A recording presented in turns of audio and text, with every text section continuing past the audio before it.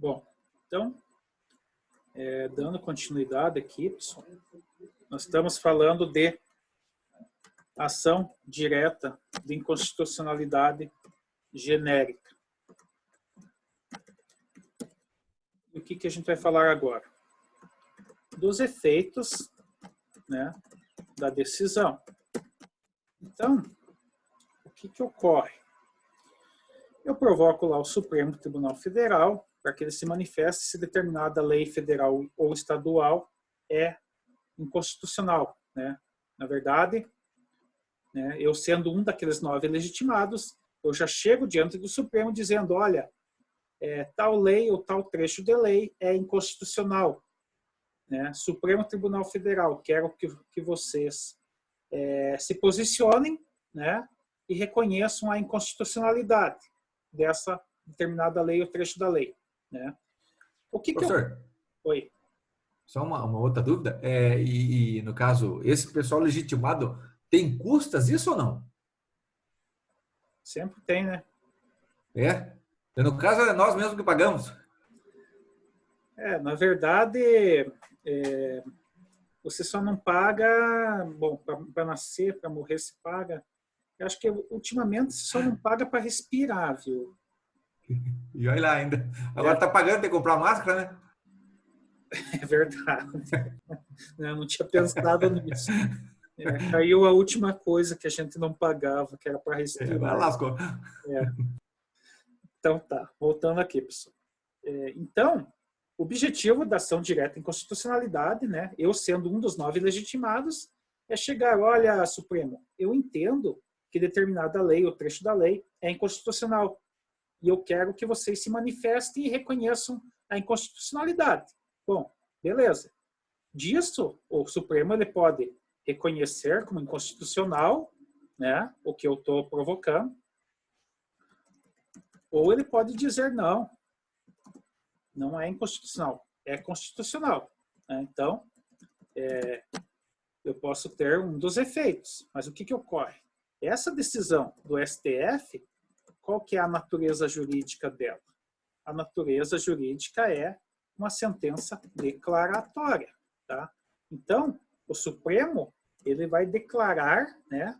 E o que ele declarar, a partir de então, vai valer para todos. Tá? Então, o que ocorre? Eu falo aqui, né, através dessa decisão, eu tenho o primeiro efeito chamado erga omnes. O que é erga omnes? A todos. Para todos os efeitos. A todos se aplica, beleza? Efeitos para toda a minha sociedade. Tá? E o que aqui já vai o primeiro questionamento. O erga omnes, qual que é a diferença do meu erga omnes pro meu... fugiu a palavra. Interpartes, não? Não, efeito vinculante. Vamos lembrar lá da súmula vinculante e tal. Certo? O que é mais abrangente? Uma decisão erga omnes ou um efeito vinculante? Vamos lá, pessoal. A quem se aplica o efeito vinculante? Aos tribunais, né? A todo o poder judiciário e a toda a administração pública. Isso. O erga omnes se aplica a quem? Toda a sociedade? Toda a sociedade. Então, eu posso dizer que o efeito erga omnes ele é muito mais amplo, né? Concorda? Sim ou não? Sim. Ô, professor, Oi. e quando sai alguma resposta com relação a tratados internacionais, daí como é que funciona isso? Tipo, daí o Brasil, por exemplo, aqui vai ser uma resposta a nível de Brasil. Daí vai ser para o Brasil não aderir, para sair, para não assinar? Como que funciona? Veja bem, o problema aqui que nós vamos ter, né, o tratado, porque o tratado você não discute, né, o tratado é igual a um contrato de adesão, tá? Então, um tratado internacional, ele é tipo um contrato quando vocês vão abrir uma conta corrente em banco. Já viram lá? Vem um monte de cláusula e você não pode discutir a cláusula, né? Simplesmente o pessoal elabora lá e você ou adere àquele combo ou não adere. Então, você não discute cláusula, tem esse problema. Mas, assim, dentro do ordenamento jurídico, o que o Supremo vai analisar é o trecho que ele julgar inconstitucional. Tá? Então, aqui também nós vamos ter uma primeira diferença em relação à questão do veto presidencial, tá? E a questão da análise do texto do Supremo. Por que ocorre? Tá? Quando a gente fala em veto presidencial, vocês se lembram que o presidente da República ele não pode vetar determinada palavra, determinado trecho, né? Vocês aprenderam lá o quê? Que quando tem um veto presidencial de uma lei, o presidente pode vetar um artigo inteiro, né? Artigo, um parágrafo, certo? Uma linha, enfim. O que ocorre a diferença aqui? O Supremo, quando analisa o texto, ele pode julgar inconstitucional uma simples palavra. Então, a análise é ampla, né? Simples. Então, o Supremo ele não fica preso a dizer, tal artigo é inconstitucional. Uma simples palavra ou expressão, o Supremo pode julgar inconstitucional e retirar do contexto. Tá? Quando você perguntou da questão do tratado internacional, pode ser que o Supremo julgue todo o tratado, né, como inconstitucional, ou pode ser que ele julgue o trecho. Só que aí nós vamos ter um problema maior, né? Porque quando o país ele acorda, como eu falei, ele concorda com tudo, tá? Então, isso dá uma discussão interminável juridicamente. Porque o que vai, afinal, valer a mais, né? Eu entendo que a palavra do Supremo ela vai valer, porque ela vai adaptar, né, esse entendimento à nossa Constituição. Porque se nós temos um contrato, né, um contrato internacional lá, vamos dizer, né, o tratado internacional, ele é adesão ou não. Como que eu vou, né, se eu não posso discutir a cláusula, como que eu vou colocar algo contrário a uma cláusula pétrea, né? Vamos dizer que aceitamos um tratado internacional que prevê a pena de morte para crime organizado. Tá? Então, o Supremo ele vai se manifestar, né, dizendo, em relação ao tratado, reconheço constitucional, né, exceto a questão da pena de morte. Porque ele não pode, o Supremo, vejam que o Supremo ele é o guardião da Constituição. Nós não podemos mexer em cláusulas pétreas. Lembram-se disso? Nós podemos ampliar ou reduzir as cláusulas pétreas, mas não podemos ter tendência de abolir. Se eu tenho lá nos meus direitos fundamentais o artigo 5º, que não existirão penas degradantes,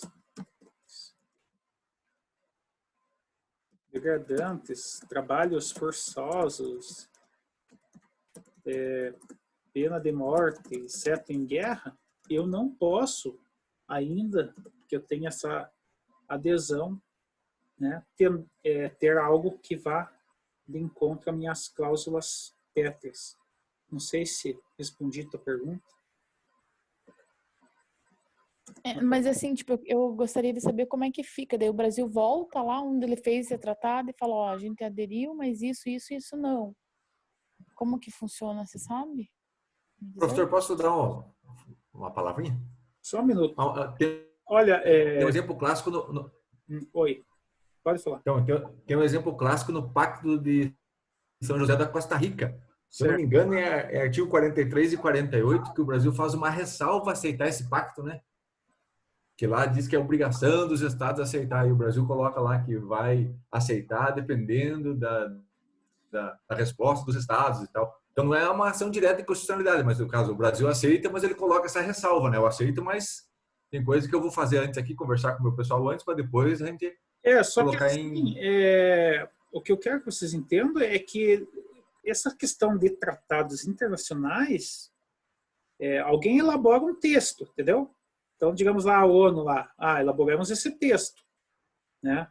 Aí é apresentado o mesmo texto para todas as nações. Aí você vai ter adesão ou não. O que ocorre? Geralmente, você vai aderir porque a maioria do que está ali você concorda. É evidentemente que vai ter, né, provavelmente vai ter uma discussão, né, se tiver um termo assim, visivelmente inconstitucional, prevê pena de morte para crimes financeiros. É evidente que alguém vai chegar diante do Supremo e questionar esse trecho, tá?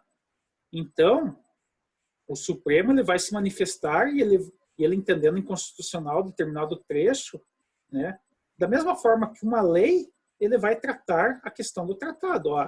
Então, beleza, foi recepcionado esse tratado internacional, mas esse trecho aqui não se aplica porque é incompatível, né, com as cláusulas pétreas da nossa Constituição, né?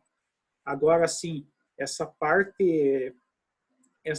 de comunicação como que ocorre, sinceramente, eu não sei te dizer como que ocorre, mas eu acredito que através do próprio Ministério de Relações Exteriores, né, é feita alguma comunicação, né? O Supremo ele deve, mas eu vou pesquisar para você isso daí, tá? Mas eu entendo que provavelmente o Supremo ele comunica o Ministério das Relações Exteriores, né? E através dos mecanismos de diplomacia é feita alguma ponte dizendo que teve uma decisão do Supremo, enfim. Mas eu vou verificar bem certinho isso para você, tá bom?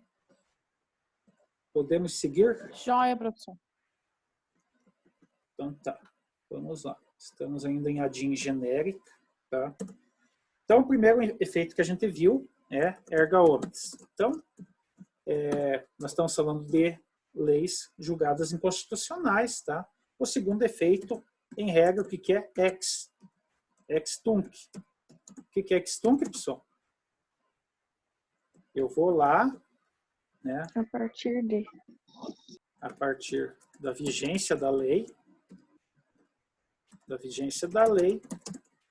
e digo que a partir da vigência da lei, ela é inconstitucional, tá? Então, o Supremo, ele entendeu que, né, ele deu em ação direta de inconstitucionalidade foi favorável à minha argumentação, né? Eu, como um dos 9 legitimados, o Supremo disse realmente é inconstitucional, tá? Então, aqui é a regra, tá? Nós já vamos ver as exceções, tá?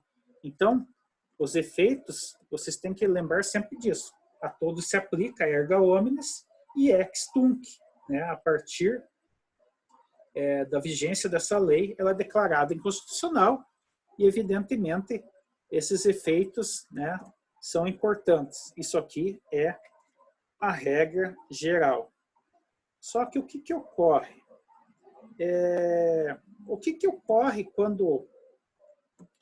Se lembram lá, vocês devem ter estudado no direito civil, quando uma lei posterior é revogada, qual é o efeito que eu tenho? Tá? Ouviram falar, com certeza, em repristinação? Sim ou não? que é repristinação, pessoal? Lembram lá? Esse termo não, professor. Direito civil? Repristinação? Não lembro. Ninguém estudou? Essa palavra não. Estudaram sim, vocês não estão lembrando. É a restauração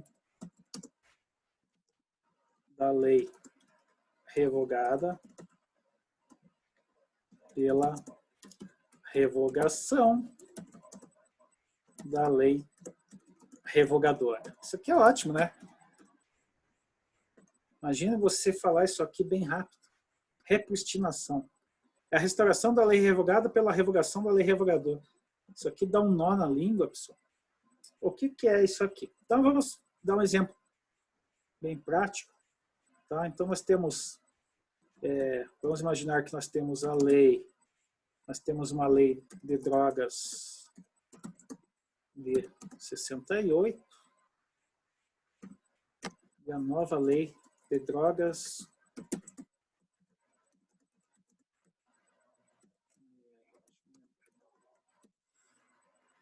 lembra a data da nova lei de drogas? Lei de tóxicos. Vamos lá.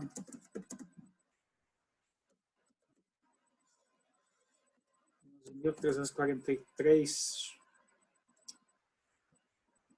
Deixa eu me lembrar que ano que é. Vamos ver aqui. Google 2006. Isso. 2006. Tá. Então, assim, pessoal, nós temos aqui duas leis. Tá? Então, eu tinha a lei de drogas de 1968, que ela vigorava até a lei de drogas de 2006.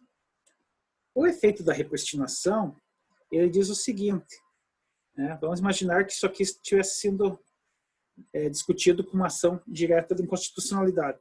Então, eu chego lá no Supremo e digo, olha, a nova lei de drogas, que entrou em vigor em 2006, é inconstitucional. E vamos dizer que o Supremo realmente dissesse que é inconstitucional. O efeito da repristinação, o que é? Ao julgar que a nova lei aqui, né, porque quando essa lei de 2006 entrou em vigor, a de 68 deixou de existir, concordo? Sim, né? Sim. Tá. Então, a nova lei de 2006 revogou a lei de 68. O que é a repristinação? A repristinação é o seguinte, a partir do momento que eu digo que a lei de 2006 não vale mais, né, automaticamente a lei de 68 volta a vigorar. Isso é repristinação. Tá? Então, em regra, né, a repristinação não ocorre. Tá? Mas aqui vai ocorrer. Quando eu estiver falando de controle concentrado de Constituição, a partir do momento que o Supremo diz que essa nova lei não vale, tá? A lei antiga volta a valer. Deu para entender mais ou menos o que é repristinação?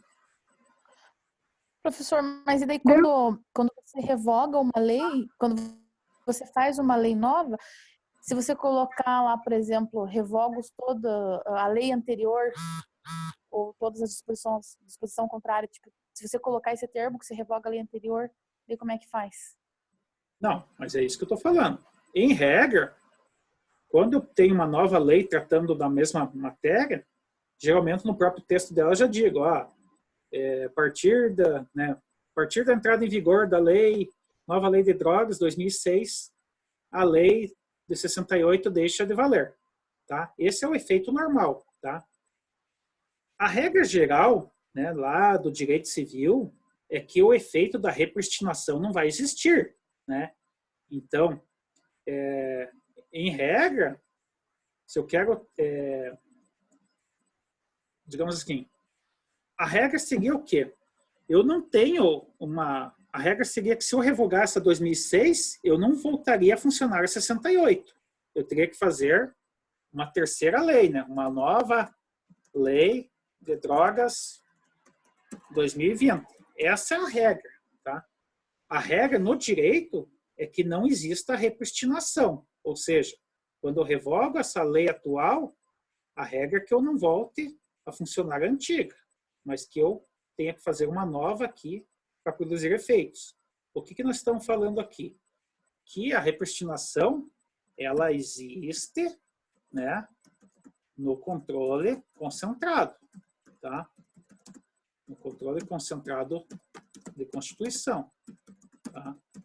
O normal é que o efeito da repristinação não ocorra, né, em outras matérias do direito. Mas aqui, no controle concentrado de Constituição, a repristinação ela é um efeito que ocorre. Ao contrário do ordenamento jurídico nosso. Tá? Então, o fenômeno da repristinação ele ocorre aqui. Tá? Nós estamos falando de controle concentrado de Constituição. Tá? Esqueçam os outros ramos do direito. Tá? Nos outros ramos do direito, isso aqui não vai ocorrer como regra. Agora, aqui no controle de constitucionalidade, daí ocorre. Então, aqui no controle de constitucionalidade, eu não preciso de uma nova lei. Tá? Se o Supremo disser que isso aqui não vale, tá? Essa nova lei é inconstitucional. Automaticamente a antiga lei volta a ter vigor, a ter vigência como constitucional. Deu para entender o que é repristinação? Lógico, nós estamos falando de duas leis que tratem a mesma temática. Beleza? Entendi, professor, porque assim, se você coloca na lei de 2006 que você está revogando a lei anterior, a de 68, mas quando você revoga a de 2006, você também revogou essa parte, esse artigo. Então, volta à anterior mesmo. Sim. Mas veja bem, a repristinação, ela ocorre aqui, tá? No controle concentrado de Constituição, tá? Nos outros ramos do direito, a repristinação não é uma regra, ela é uma exceção. Aqui não, aqui é regra, tá? Então não confundam isso, tá? Porque senão vocês vão lá no professor de Direito Civil, o professor falou de repristinação, é a regra. Não é regra aqui, no controle concentrado, não em outros ramos do direito, tá? Tá, então aqui, seguindo, pessoal, nós estávamos falando, quando a gente fala da questão do veto presidencial, vocês se lembram lá que a gente falou que quando tem uma nova lei lá, o presidente o presidente da República ele pode vetar, né? Mas ele tem que vetar na íntegra, né? Assim, na íntegra que eu digo, o artigo inteiro, tá? Então ele tem que vetar na íntegra o artigo, ou o inciso, ou a linha, tá? Ou o parágrafo. O Supremo aqui, Supremo Tribunal Federal, na minha análise de controle de constitucionalidade, ele pode dizer que uma simples palavra, tá? Uma simples palavra é inconstitucional. E ele pode dizer, essa palavra é inconstitucional e ela deve ser riscada do texto. Tá? Então, por que isso pode? Porque aqui nós temos o que a doutrina vai chamar de princípio da parcialidade. Tá? Então, o Supremo, como ele é o guardião da Constituição, ele pode, né, determinadas parcelas do texto podem ser suprimidas.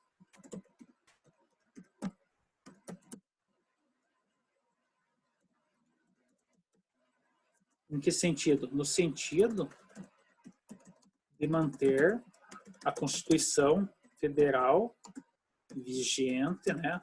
Então, assim, nós estamos falando aqui de leis e normas infraconstitucionais. Então, para mim manter essa minha Constituição redondinha, eu posso suprimir determinadas palavras que estão desvirtuando o texto constitucional. Tá? Deu para entender isso? E a diferença que tem lá para o presidente da República é porque se lá for feito, digamos lá desvirtua muito. Então, assim, digamos lá, vamos imaginar lá um projeto de lei. Então, aprovaram tudo lá, chegou lá, só falta o presidente sancionar lá, e o projeto de lei dizia lá, não são tipificados mais como crimes o aborto. Tá? Não, aborto é muito polêmico. Vamos dizer lá que o Congresso aprovou lá, tá? Não é mais crime o adultério. Tá? Isso ocorreu. Aí vamos dizer que o presidente pudesse vetar só palavras. Aí ele vetava só o não. Tá? Então, não é crime adultério.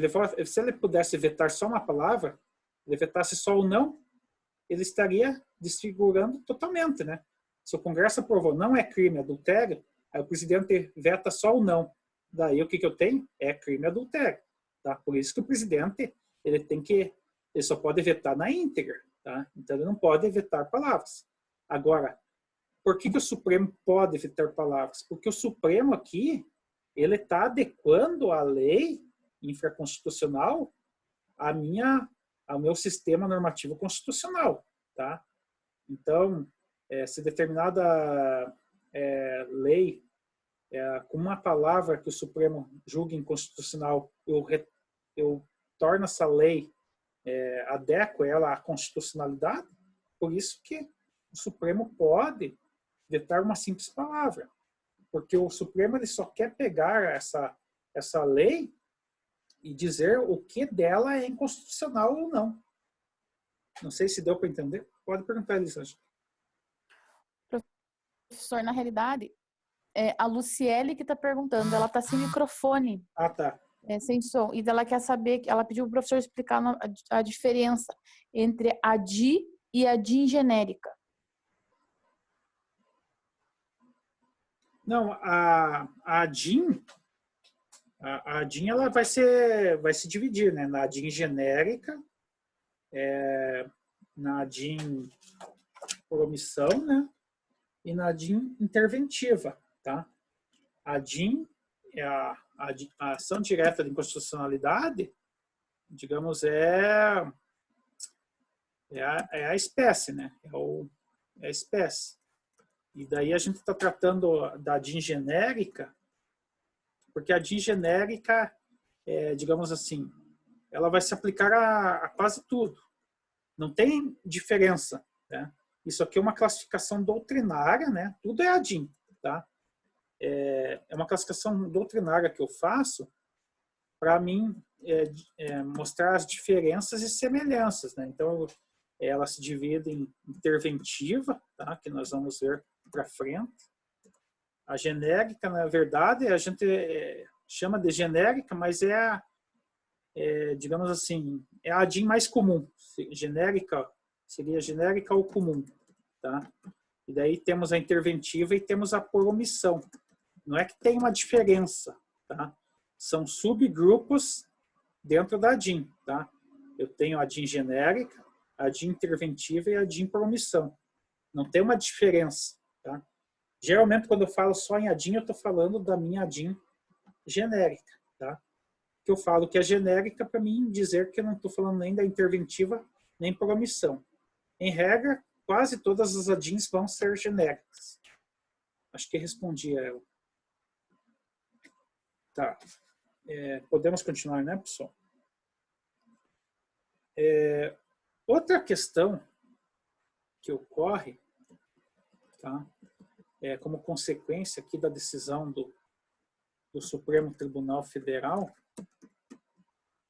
eu vou ter a questão chamada de princípio da congruência. O princípio da congruência é o seguinte. Vamos dizer que o Supremo declara, né, que o artigo 2º da Lei X é inconstitucional. Daí, nós vamos ter lá depois o artigo 3º, o artigo 4º. E vamos dizer que esse artigo 3º e artigo 4º, ele só tem um sentido lógico se eu mantiver o artigo 2º como válido. Tá? O princípio da congruência diz assim, se o Supremo julga que o artigo 2º como inconstitucional, e digamos que o artigo 3º e 4º, eles têm uma relação lógica com o artigo 2º, eles, em consequência, também são inconstitucionais. Por quê? Porque é o princípio da congruência. Ou seja, se esses dois artigos aqui, para eles terem lógica normativa, eles têm que ter a validade do artigo 2º, e o artigo 2º, o Supremo disse que é inconstitucional, eu vou ter que considerar o artigo 3º e o artigo 4º também inconstitucional. Né? Ambos serão inválidos. Tá? Eles não terão, digamos assim, lógica de serem mantidos, mesmo que o Supremo não diga o 3º e o 4º são inconstitucional. Se entende que, por lógica, quando o artigo 2º, o Supremo já disse que é inconstitucional, se entende que o resto aqui, que tem relação com o 2º, também é inconstitucional. Tá? Então, esse é o princípio da congruência, ou também chamado de arrastamento. Tá? Então, arrastamento no sentido que o artigo 2º, declarado inconstitucional, ele arrastou esses outros dois também como inconstitucionais, porque o 3º e o 4º, né, eles tinham uma relação com o 2º bem visível, tá, pessoal? Isso aqui é mais teoria, tá, pessoal? Isso aqui é mais para vocês saberem isso aqui, porque isso aqui é sempre objeto de prova, de concurso, tá? Não sei se deu para entender. Alô? Tranquilo, professor. Já é 10 horas, hein? Pessoal, eu tinha muito mais coisas para falar, mas eu vou anotar aqui. Essa aula não rendeu, é muito assunto. Eu vou anotar aqui onde a gente parou, tá? E a gente retoma semana que vem, onde ficou faltando. Eu prometo para vocês, até o final da semana eu vou colocar lá um roteiro aí para vocês se localizarem, né, tudo que a gente já estudou e onde estamos. E daí eu vou colocar lá algumas questões, né, só para a gente fechar aquela questão da presença das aulas passadas, né? Lembrando que quem perdeu alguma aula, todas as minhas aulas estão lá no YouTube, tá? Então é só ver lá, entrar no... Tem uma playlist de Direito Processual Constitucional, tá? Cada vídeo está lá dizendo se foi a aula que foi dada para a turma 7º NB ou para 7º NA, tá? Então, existem vários vídeos lá duplicados, tá? Podem assistir todos, mas para você pegar a sequência lógica da turma, é interessante que você assista os da 7ª NB, né? Beleza, pessoal? Qualquer dúvida, a gente vai conversando aí pelo WhatsApp. Agradeço aí a participação de todos, tá? E obrigado, boa noite, bom descanso, boa Páscoa e não saiam de casa. Tá ok? Mais alguma coisa? Obrigada, professor. Ficamos por aqui hoje. A gente conversa aí na sequência, tá bom, pessoal? Até mais. Até.